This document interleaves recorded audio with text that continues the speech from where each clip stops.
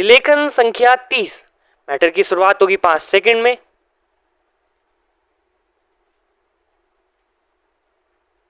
शुरुआत।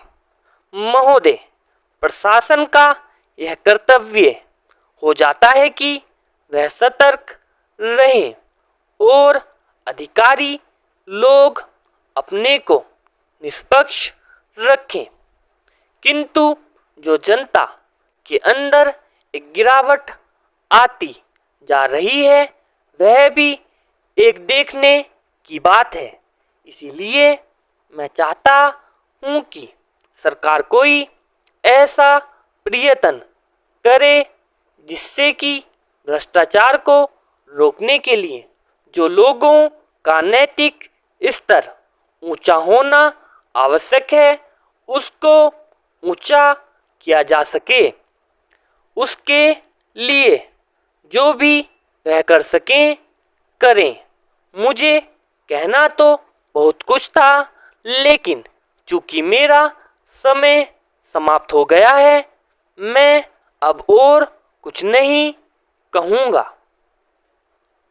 महोदय, इसीलिए मैं माननीय रक्षा मंत्री महोदय का ध्यान इतिहास की उस चेतावनी की ओर दिलाना चाहता हूं कि हिमालय की चोटी पर जिसका अधिकार रहा है उसका गंगा और यमुना के मैदान पर भी अधिकार रहा है। हम इस आशा में नहीं रह सकते कि हम दुश्मन को हिमालय की चोटी से उतरने दें और फिर मैदान में उसका मुकाबला करें।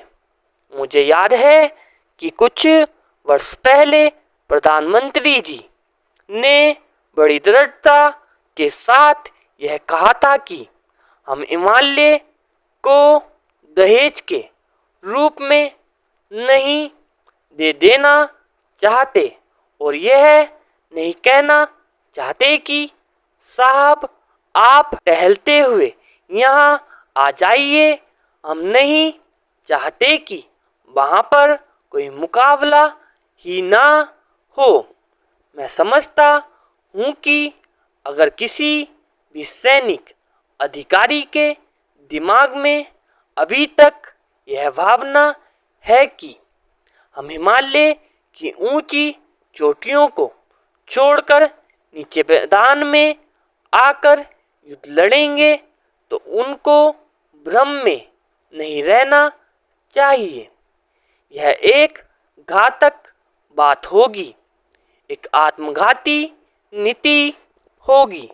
अगर एक बार चीन का हिमालय की चोटियों पर कब्जा हो गया तो चाहे वह बाद में नीचे हम पर हमला ना भी करे, किंतु वहां से हम उसको कभी नहीं हटा सकेंगे। इसीलिए इस संबंध में स्पष्ट निर्णय किया जाना चाहिए। इसके बाद मैं मध्यवर्ती क्षेत्र के बारे में कुछ कहना चाहता हूँ। पिछली बार जब चीन ने बड़े पैमाने पर आक्रमण किया था तो लद्दाख में और पूर्व में नेफा के इलाके में किया था। मध्यवर्ती क्षेत्र में मिडिल सेक्टर में लड़ाई नहीं हुई थी, लेकिन मेरा अपना अनुमान है और बहुत से लोगों को इस बात की आशंका है कि अगर अब कभी चीन ने दोबारा हम पर आक्रमण किया तो वह मिडिल सेक्टर में करेगा। इसके कई कारण मालूम पड़ते हैं। पूर्ण विराम।